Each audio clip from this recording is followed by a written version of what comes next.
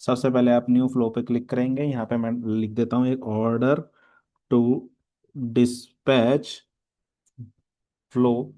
इसका नाम रख दिया मैंने क्रिएट फ्लो। यहाँ पे आपको स्टार्टिंग टास्क डालना है। पहला टास्क क्या होगा? पहला टास्क होगा ऑर्डर डिटेल्स, या यहाँ पे लिखते हैं ऑर्डर पंच।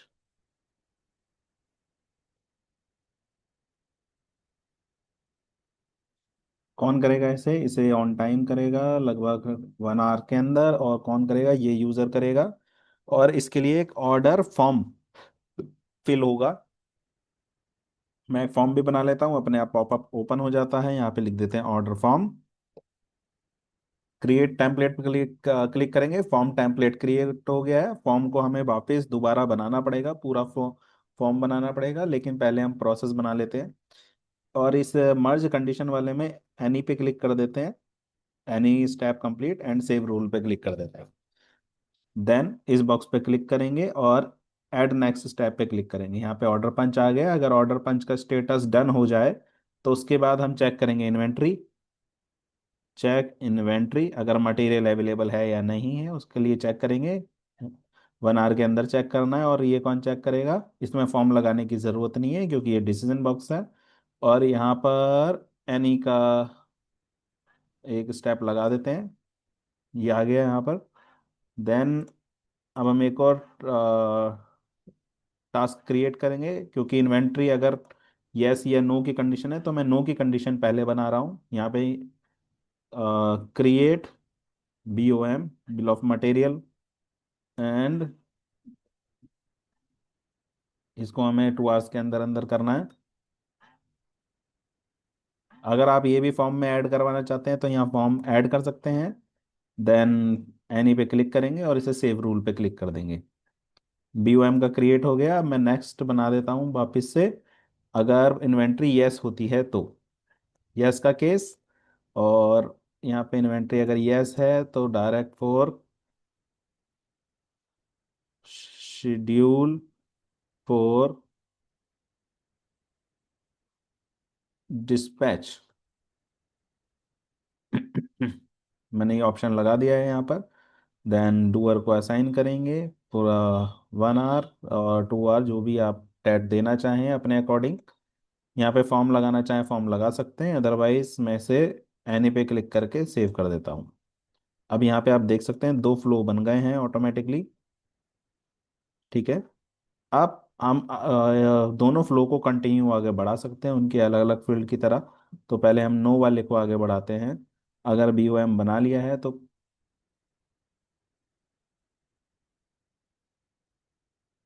अगर बन गया है done. Check material in raw material inventory. इसे चेक करेंगे 1 आवर के अंदर या 2 आवर्स के अंदर, जो भी है चेक कर लेना है आपको टैट के अकॉर्डिंग। यहाँ पे सेट कर देंगे और फॉर्म फिल कर देंगे। यूज़र नेम अलॉट करेंगे और सेव रूल पे क्लिक कर देंगे। यहाँ पे इसका फॉर्म रेडी हो गया है। मटेरियल चेक करेंगे। अब यहाँ पर भी एक हम डिसीजन बॉक्स लगा सकते हैं। अगर मटेरियल अवेलेबल है तो क्या केस है, नहीं है तो क्या केस है। तो मैं अभी यहाँ सिंपल एक लगा देता हूँ यस का। अगर अवेलेबल है तो for prepare job card for the production. And इस तरीके से मैं इसे अलॉट कर दूंगा यूज़र को। यहाँ पे जॉब कार्ड की एंट्री के लिए भी आप फॉर्म डाल सकते हैं। यहाँ पे जॉब कार्ड भी क्रिएट हो जाएगा। सेव करेंगे। अभी एक छोटा सा प्रोसेस बना दिया है मैंने। ठीक है। और अब मैं इसके बाद सिंपल इसे ख़त्म करता हूँ स्टार्ट फॉर प्रोडक्शन। अगर ये डन हो जाता तो स्टार्ट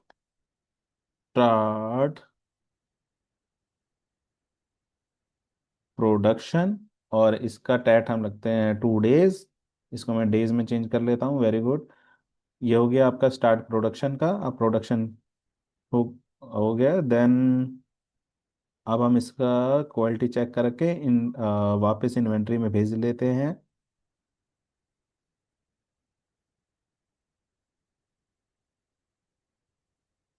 ठीक है।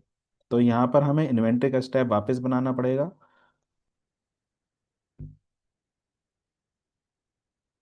Check QC and move it to inventory. मैंने एक ही टास्क बना दिया है, आप मल्टीपल टास्क भी इसके क्रिएट कर सकते हैं। 1 आवर 2 आवर डेज जो भी आप टैट लगाए हैं वो लगा सकते हैं। मैं अभी एक ही यूज़र अलॉट कर रहा हूँ, आप मल्टीपल कर सकते हैं जैसे आपके बिजनेस की नीड हो। फुल कस्टमाइजेबल वर्कफ्लो है, आप किसी तरह भी इसे क्रिएट कर सकते हैं, लेकिन एक चीज़ का ध्यान रहे, अगर फ्लो रन होता है तो जो टास्क एक बार क्रिएट होगा वो एक ही बार ही आएगा। ठीक है, अब यहाँ पे इन्वेंट्री को हम वापस मूव नहीं कर सकते, इन्वेंट्री का एक नया स्टेप यहाँ ऐड हो जाएगा। ठीक है, अब ये प्रोडक्शन बन गया है, अब इसको यहाँ से डिस्पैच, शेड्यूल फॉर डिस्पैच, मैं वापस इसको मूव कर देता हूँ। एक बार शेड्यूल फॉर डिस्पैच में चेक कर लेते हैं, एनी हुआ भी है, वेरी गुड। अब हम क्या करेंगे, ये जो मूव टू इन्वेंट्री है इसके बाद भी हम अ, अगर ये भी डन हो जाता है तो हम शेड्यूल फॉर डिस्पैच, ये आ गया शेड्यूल फॉर डिस्पैच का ऑप्शन, इसी पे क्लिक कर देंगे, 1 आवर का टैट ले लेंगे और एनी वाले पे क्लिक करके सेव पे क्लिक कर देंगे। तो अब क्या होगा, ये शेड्यूल फॉर डिस्पैच दोनों केस में एक्टिव हो जाएगा, जब इन्वेंट्री में मटेरियल होगा तब भी, नहीं होगा तो प्रोडक्शन होने के बाद भी शेड्यूल डिस्पैच एक्टिव हो जाएगा। अब जब ये एक्टिव होगा इसके बाद हम डिस्पैच वगैरह का स्टेप लगा सकते हैं, लेकिन आप इस तरीके से कोई भी फ्लो बना सकते हैं, एडमिन, एचआर, आपके अकाउंटेंसी के प्रोसेस बना सकते हैं, आप अपने परचेज का प्रोसेस बना सकते हैं, बहुत सारे प्रोसेस जो भी आपको चाहिए वो आप बना सकते हैं। अब जो हमने इसमें यूज़र अलॉट करा है उसको टास्क वाली शीट, टास्क के पेज में ऑटोमेटिकली टास्क दिखाई देने लग जाएंगे, यहाँ पर उसके लाइव टास्क आएंगे और फॉर्म्स में जाकर वो अपने फॉर्म भी बना सकता है। तो चलिए फॉर्म बनाते हैं। ठीक है, ये हमारे पास फॉर्म आ गया है, और अब हम इसमें से एक डिलीट कर देते हैं, ये वाला फॉर्म हमारा है। अब इसमें हमें क्वेश्चन ऐड करना है, यहाँ पे मैं लिख देता हूँ customer name. Simply drag and drop से आप सारे डिटेल्स ऐड कर सकते हैं। नेक्स्ट क्वेश्चन में लिख लेता हूँ कॉन्टैक्ट नंबर, और अब मैं यहाँ लिख देता हूँ एक कस्टमर टाइप। कस्टमर टाइप, अगर आप मैन्युफैक्चरर हैं तो आपको इसका ज़रूरत पड़ेगी। कस्टमर है होलसेलर, या आपका डिस्ट्रीब्यूटर, या रिटेलर, या कोई और एक कस्टमर है, डायरेक्ट कस्टमर है। ठीक है, यहाँ लिख देता हूँ डायरेक्ट कस्टमर, ये आप लिख सकते हैं। देन अब आप प्रोडक्ट ऐड कर सकते हैं, यहाँ पर प्रोडक्ट ऐड करने के लिए मैंने यहाँ पे टेबल ऐड कर लिया है। इसमें आप प्रोडक्ट इन प्रोडक्ट डिटेल्स लिख देता हूँ। सबसे पहले हम लिखेंगे यहाँ पे प्रोडक्ट का नाम, प्रोडक्ट नेम। आप इस फॉर्म के अंदर ड्रॉप डाउन भी लगा सकते हो टेबल के अंदर, तो यहाँ पे आपके टेबल है, ड्रॉप डाउन है, तो मैं यहाँ पे ड्रॉप डाउन में भी ऐड कर सकता हूँ, जैसे मैं लिख देता हूँ पेंसिल, शार्पनर और इरेजर। ठीक है, ये मैंने एक डेमो के लिए एक प्रोडक्ट नेम ऐड कर दिए हैं। अब मैं इसके क्वांटिटी का ऐड कर देता हूँ, क्वांटिटी ये नंबर में रहेगी। देन हम एक क्वेश्चन और ऐड कर लेते हैं, unit. Unit in the sense ये यूनिट में रह सकता है कि कस्टमर को ये पीसीज में चाहिए या केजी में चाहिए या बैग्स में चाहिए।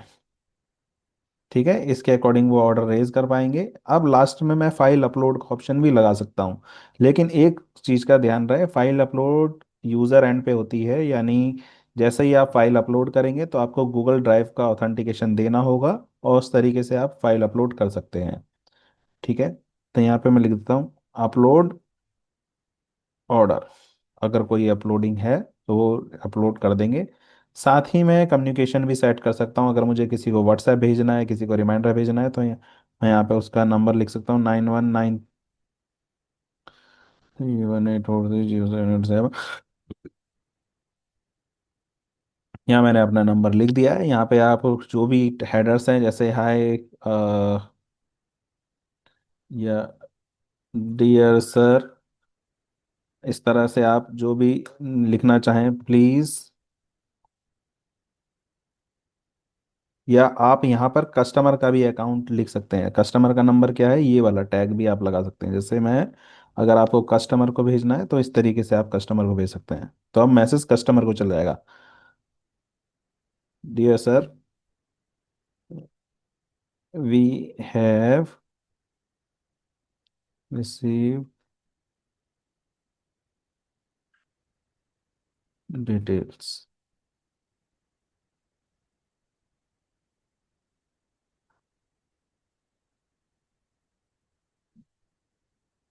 या हाँ, यहाँ पे मैंने कस्टमर नेम वगैरह सब लिख दिया। डियर सर की जगह भी आप कस्टमर नेम लिख सकते हैं।